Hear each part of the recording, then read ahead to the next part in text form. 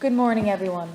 My name is Mae. I'm 18 years old from Croaga in Leitrim, and today I want to talk to you about the importance of education and justice as key principles in the climate action that we undertake.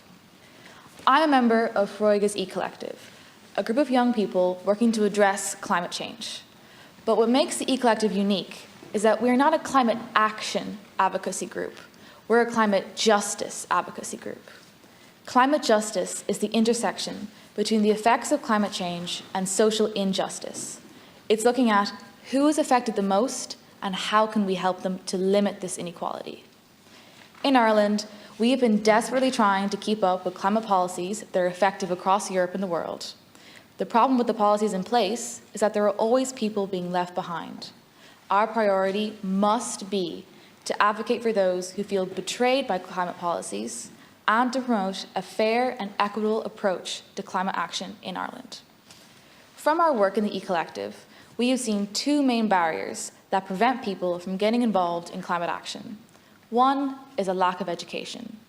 In an age of misinformation, people need to understand the scientific basis of climate change and its real effects in our everyday society in order to understand our own part in it. And two, as of now, the average Irish household simply cannot afford to pursue a climate-friendly lifestyle, making this goal seem unattainable. On the first point, we believe in a holistic approach to educating Ireland on climate justice.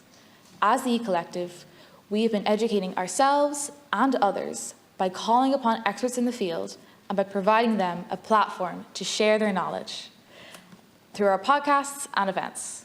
But what can the government achieve with their extensive resources? With the fire hose of media that we are subjected to, everyone is constantly bombarded with headlines of climate change that either make you angry or scared. No one can escape the horrific forest fires, the dying polar bears, or the lack of action by world leaders.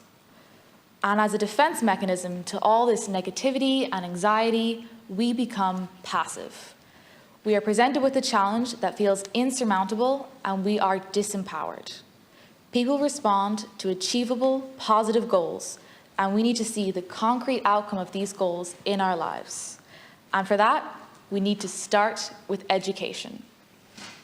To address this, we feel that every university in Ireland should have a research centre for climate action that is funded by the government and the EU.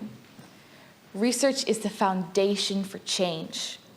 And with over half of our adult population being university educated, it's clear that we excel at third-level education. We want to make Ireland a world leader in climate research.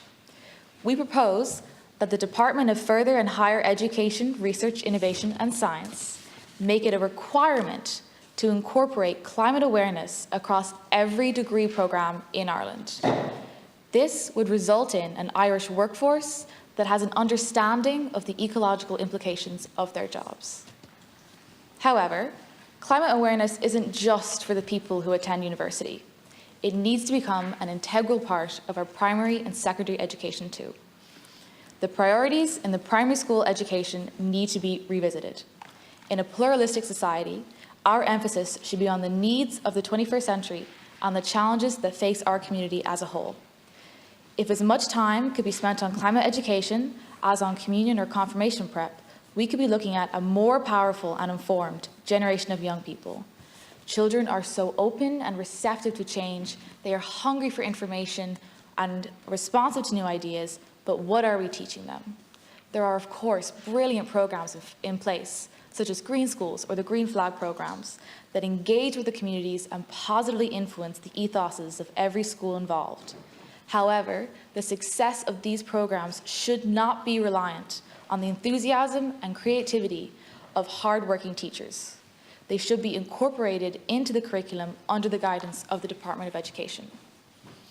And we commend the recently announced Leaving Cert subject of climate action and sustainable development. And we encourage the incorporation of these issues into the Junior Cert science, business, and geography curricula. Schools need to be reliable sources of information, which promote awareness and understanding surrounding climate justice and climate action. Knowledge is empowering and will help us as young people not to feel the burden of responsibility for progressing climate action alone.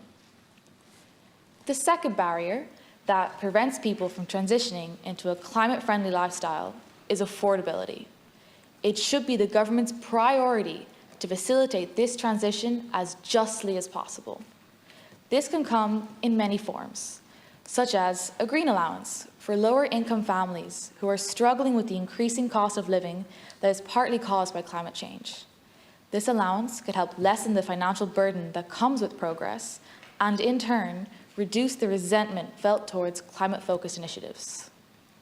We also propose that the government follows Italy's footsteps by providing 110% grants for retrofitting homes to offset the increasing prices and encourage uptake in the programme. We can raise the funds for these grants by exponentially increasing the fines on businesses that have ecologically harmful practices.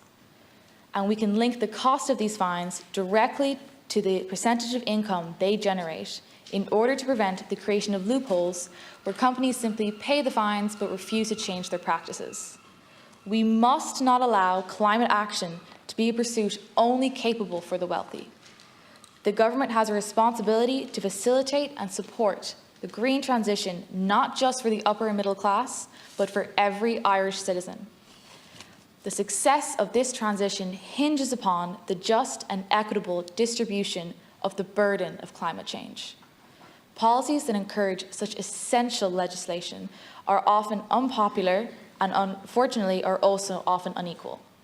Let's look at the carbon tax, a tax that is necessary to change our habits of excessive consumption and our over-reliance on cars.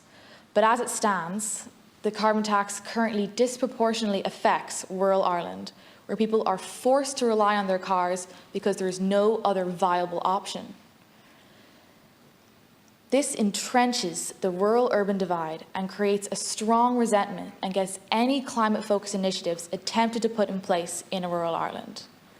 But if we were to introduce a congestion tax for major urban centres, which would dissuade car commuters and force them to avail of public transport provided, then we are sharing the burden of climate change more justly between rural and urban Ireland. Ireland has emerged as a progressive society, leading the way on many issues. Climate justice is the next challenge facing us. When everyone is aware of the issues and everyone is included in the solution, I assure you all that we can do this together. Thank you all for your time.